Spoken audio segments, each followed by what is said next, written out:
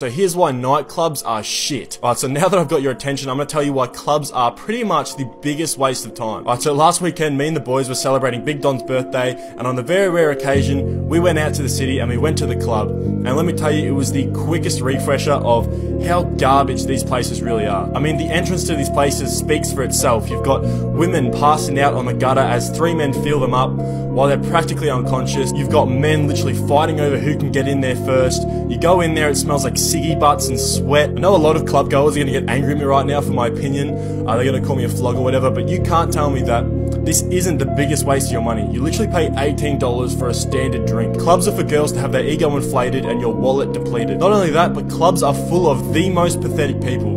It's a bunch of losers competing over who's the strongest, who's the biggest, and you can see it. It's a bunch of fake drunk confidence. You bump into them and they act like they want to fight you. Hey guys, today I'm going to tell you 9 reasons why you should avoid nightclubs at all costs.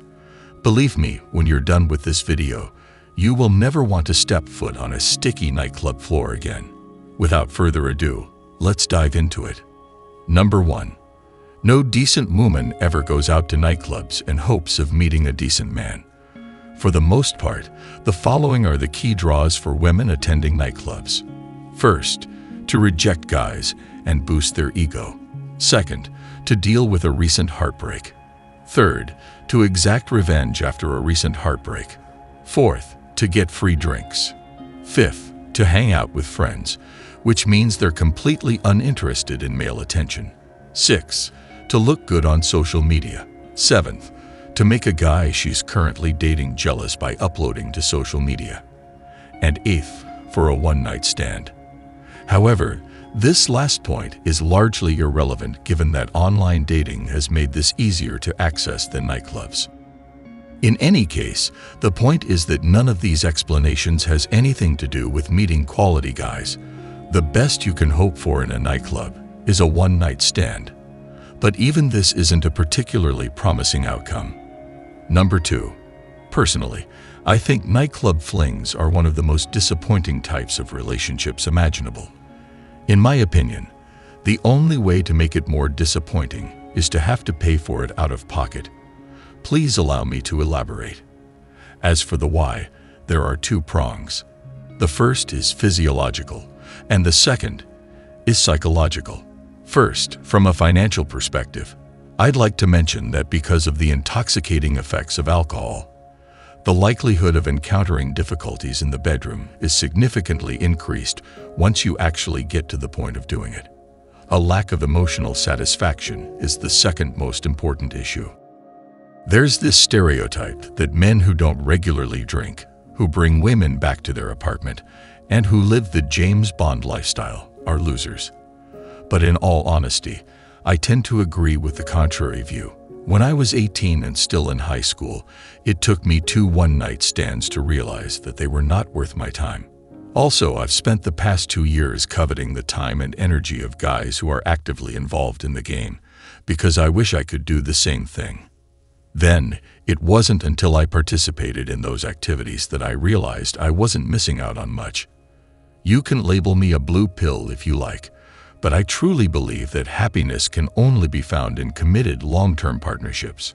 I would go so far as to say that continuing to engage in the casual dating scene after 10 failed attempts is a waste of time. The ability to do it reliably has been demonstrated.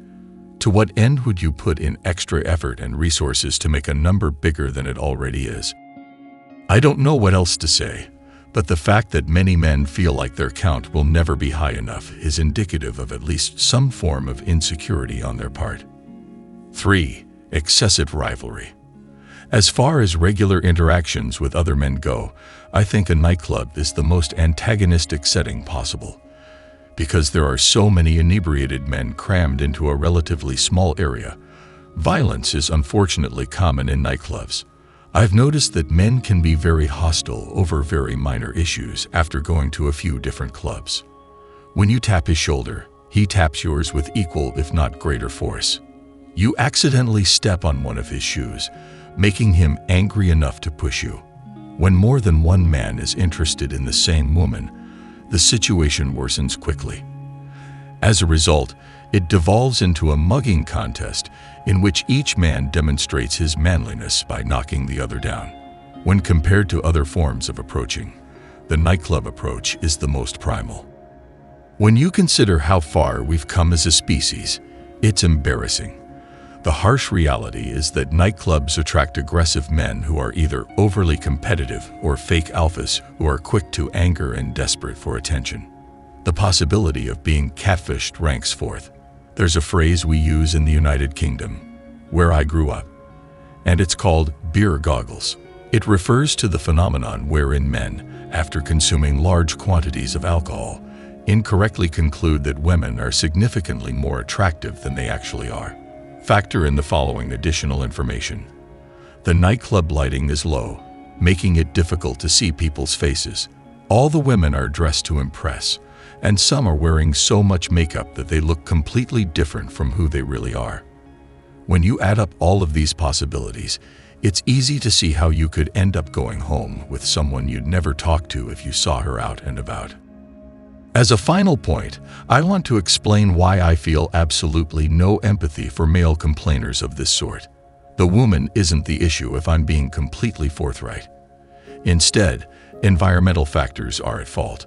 Only two places in modern society are conducive to catfishing: the internet's dating scene and the club scene. Nothing would ever happen if you didn't drink and frequent nightclubs where men chase women dancing on the floor. You only have yourself to blame if you fall victim to catfishing because you invited the situation into your life. Don't go out on blind dates or use online dating sites if you want to avoid getting catfished. You can do it in a few easy steps. Number 5. The unrelenting pressure to look perfect in nightclubs. The nightclub is the second most superficial environment. After online dating, 95% looks, where it is 90% important. What follows is the cold, hard truth about how attractive you are and how much it matters when you're out clubbing. For one, the frequency with which women are approached is astounding. The music is so loud that even if you have the best verbal game in the world, you can chalk it up as something you bring to the table because it's redundant in this environment, which allows them to have much stricter look standards. But if you prefer peace, you can always spend most of your time in the smoking section. Most of the women have spent a considerable amount of time, possibly hours, on their hair and makeup. So if a guy who isn't as good looking as them hits on them, they take it as a personal slight. Finally, number 5, the very existence of nightclubs or a chilly approach ensures that physical attractiveness will be prioritized. This is in contrast to a more welcoming environment, like the one you might find at school or work, where things like your social status, personality, hobbies, and interests can help you stand out from the crowd. However, that is not the case at nightclubs. Therefore, as a man, the majority of your displayable value is based entirely on your physical attributes. Number 6. Club girls are much lower quality than the average woman. I've noticed that many club girls are overweight, apply excessive amounts of makeup, and still think they're more attractive than they actually are. Those who frequent nightclubs are the most cavalier about the physical health of anyone I know. One of the leading causes of weight gain is excessive alcohol consumption. That's why club girls, on average, tend to be plump. Because of this, many women apply excessive amounts of makeup, which does little to improve their appearance. From their vantage point, however, it's easy to see why they grossly overestimate their beauty. They receive an absurd amount of attention from the men in the club. There is a strong relationship between club culture and the absence of damage. Most men view promiscuity and drug use as negative traits in a female partner. Number 7. Dismal male-to-female proportions. Anyone who has ever been to a nightclub knows that men outnumber women by a wide margin. There is no hard evidence for this, but based on my observations, I'd estimate that the proportion is about 3-to-1. There are two shifts in behavior that result from this unbalance. Since women get much more attention in nightclubs than they do in everyday life, they begin to feel more entitled. As a result, they develop an inflated sense of their own importance. And men, desperate to find any kind of relief, sink to ever lower depths. Number 8. the most pricey option is probably going to a nightclub. In the United Kingdom, many nightclubs specifically target female customers by offering free entry. And second, the club's bar is always packed with hungover dudes who plunk down their cash for what seems like an endless supply of drinks for women who, in the vast majority of cases, know exactly what they're doing. It's common knowledge that all it takes is 2 minutes of sitting with a guy for him to start buying around, at which point the girl can make an excuse and leave. Number 9. Possible legal ramifications and allegations. If you go home with a girl from a nightclub, you are much more likely to be accused of something you might be innocent of, and not just by the aggressive drunk men you might encounter. You cannot defend yourself with a text message. Your word must be accepted over hers.